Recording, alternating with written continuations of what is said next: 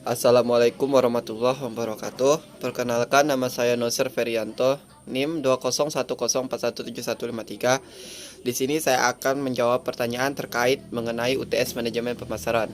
Langsung saja, yang pertama yaitu jelaskan pengertian saluran distribusi dan strategi distribusi intensif, eksklusif, dan selektif beserta kelebihan dan kekurangannya. Nah, menurut Warren J. Keegan pada tahun 2003, saluran distribusi adalah saluran yang digunakan oleh produsen untuk menyalurkan barang kepada konsumen. Nah, distribusi tersebut dibagi menjadi tiga, yaitu intensif, eksklusif, dan selektif. Distribusi intensif adalah strategi distribusi yang menempatkan produk dagangannya pada banyak retailer atau pengecer, serta distributor di berbagai tempat. Contohnya seperti sembako. Nah, kelebihan dari distribusi ini adalah memberikan akses yang mudah bagi pelanggan. Sedangkan kekurangannya, banyak toko yang tidak akan menerima beberapa produk jika konsumen tidak suka memberi produk tersebut yang di tempat itu. Kemudian distribusi selektif. Distribusi selektif adalah suatu metode distribusi yang menyalurkan produk barang atau jasa pada daerah pemasaran tertentu dengan memilih beberapa distributor atau pengecer saja pada suatu daerah. Contohnya saluran distribusi selektif adalah produk elektronik, baik itu kendaraan bermotor, sepeda, pakaian, buku, dan lain sebagainya. Kelebihan dari distribusi ini adalah yang berfokus pada toko pengecer yang memiliki permintaan akan produk tersebut atau di mana karyawannya memiliki pengalaman menjual produk tersebut. Sedangkan kekurangannya yaitu distribusinya selektif, produk tersebut tidak mudah diakses. Kemudian yang terakhir, distribusi eksklusif. Distribusi eksklusif adalah memberikan hak distribusi suatu produk pada 1-2 distributor atau pengecer saja pada suatu area daerah. Barang atau jasa yang ditawarkan oleh jenis distribusi eksklusif adalah barang dengan kualitas dan harga yang tinggi dengan jumlah konsumen yang terbatas. Contohnya seperti showroom mobil, factory outlet, restoran, produk multi-level marketing, passive income, minimarket, supermarket, dan lain-lain. Nah, kelebihan dari produk ini yaitu dianggap prestisiun. Produsen juga menjamin bahwa toko pengecer di mana produk mendistribusikan atau akan mampu melayani produk dengan layak atau dengan baik. Sedangkan kekurangannya yaitu aksesnya. Akses produk kepada pelanggan itu sangat terbatas. Lanjut, nomor 2 yaitu apakah perbedaan antara bauran promosi dan bauran pemasaran. Nah, serta jelaskan dengan faktor-faktornya. Nah, sebelumnya kita harus mengetahui dulu apa sih itu bauran promosi, apa sih itu bauran pemasaran. Nah, bauran promosi adalah suatu kegiatan pemasaran terhadap suatu produk agar produk yang dipasarkan memberikan hasil yang memuaskan. Sedangkan bauran pemasaran yaitu seperangkat alat pemasaran yang digunakan untuk mencapai tujuan pemasaran dalam memenuhi target. Nah, lanjut, faktor-faktor bauran promosi. Yang pertama yaitu jenis pasar produk. Beberapa pemasar konsumen menggunakan tenaga penjual terutama untuk menerima pesanan mingguan dari penyalur dan untuk memeriksa. Namun, penjualan perusahaan konsumen yang terlatih dengan efektif dapat memberikan 4 sumbangan penting. Yang pertama, posisi persediaan yang meningkat.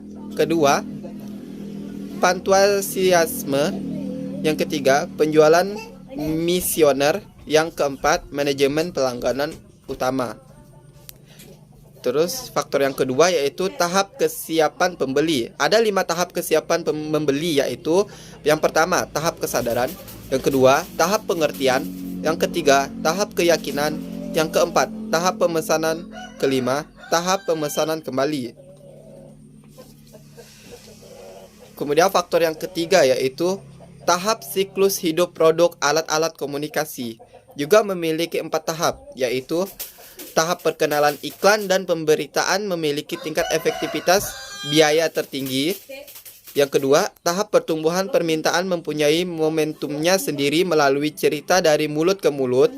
Tahap yang ketiga, yaitu kemampanan secara berturut-turut, promosi penjualan, iklan, dan penjualan pribadi semuanya makin berperan penting. Tahap yang keempat, kemunduran promosi penjualan tetap berperan kuat, alat-alat komunikasi berkurang, dan wiraniaga hanya memberikan sedikit perhatian pada produk tersebut. Nah, sedangkan faktor-faktor bauran pemasaran yang pertama yaitu produk merupakan bentuk penawaran yang ditujukan untuk pemuasan kebutuhan dan keinginan pelanggan. Yang kedua, harga bauran, harga berkenaan dengan kebijakan strategis dan taktis seperti tingkat harga, struktur diskon, syarat pembayaran, dan tingkat diskriminasi harga di antara berbagai kelompok pelanggan. Yang ketiga, saluran distribusi merupakan keputusan yang menyangkut kemudahan dalam akses terhadap barang dan jasa baik bagi para konsumen. Yang keempat, promosi merupakan berbagai macam cara yang ditempuh di perusahaan dalam rangka menjual produk tersebut kepada konsumen. Nah, yang ketiga yaitu unsur-unsur bauran pemasaran. Produk merupakan kombinasi barang dan jasa yang ditawarkan perusahaan kepada pasar sasaran. Harga merupakan jumlah uang yang harus dibayarkan konsumen untuk memperoleh suatu produk. Ketiga, distribusi merupakan kegiatan perusahaan untuk membuat produk tersedia bagi pasar sasaran. Yang keempat, promosi merupakan aktivitas menyampaikan atau menawarkan manfaat produk dan membujuk konsumen agar membeli produk yang ditawarkan. Jadi, unsur-unsur bauran pemasaran ada 4. Yang pertama tadi adalah produk, harga, distribusi, dan promosi. Nah, untuk soal nomor 4 yaitu diberikan link video, kemudian menjelaskan teori apa yang mereka bicarakan dalam video tersebut, kemudian siapa pembicara dalam video itu. Nah, untuk video yang keempat, pembicara dalam video itu adalah T. Jiptono. Kemudian teori yang ia jelaskan adalah tujuan pengembangan produk terdiri dari 2, yaitu yang pertama, menurut Kotler dan Keller pada tahun 2008 memiliki 2 poin. Yang A, memenuhi kebutuhan baru dan memperkuat reputasi perusahaan. Yang B, mempertahankan daya saing terhadap produk yang sudah ada. Kemudian yang kedua, menurut Alma pada tahun 2002 memiliki 4 poin. Yang A, memenuhi keinginan konsumen. Yang B, menambah omset penjualan.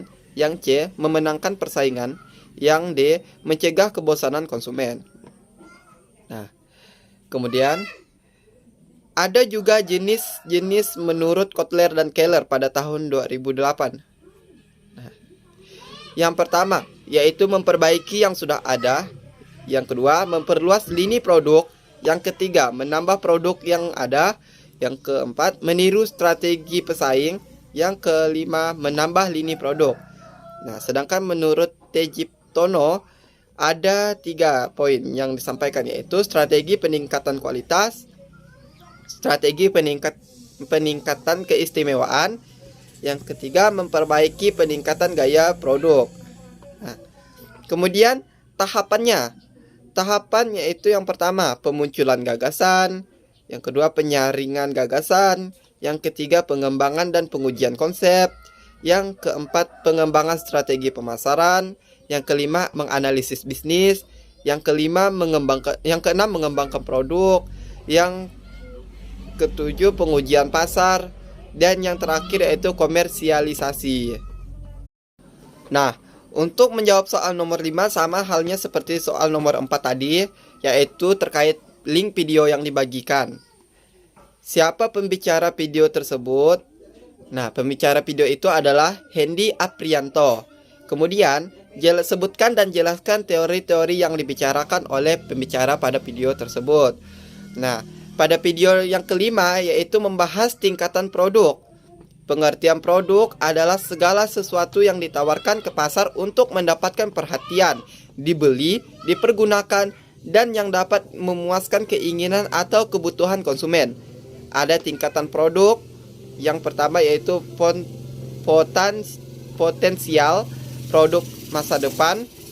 Kemudian augmented, produk dengan nilai lebih.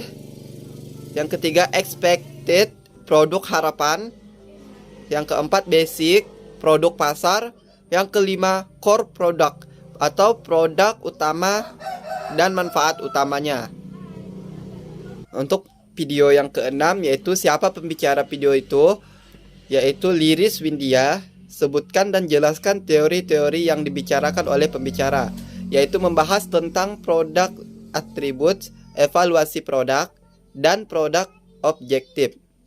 Kemudian lanjutan videonya siapa pembicara itu, yaitu Iding Roshidin. Sebutkan dan jelaskan teori-teori yang dibicarakan oleh pembicara. Yang ia jelaskan yaitu pemasaran politik atau political marketing. Nah, itulah jawaban-jawaban atas pertanyaan yang diberikan terkait UTS Manajemen Pemasaran. Saya Noser Ferianto mengucapkan Assalamualaikum warahmatullahi wabarakatuh.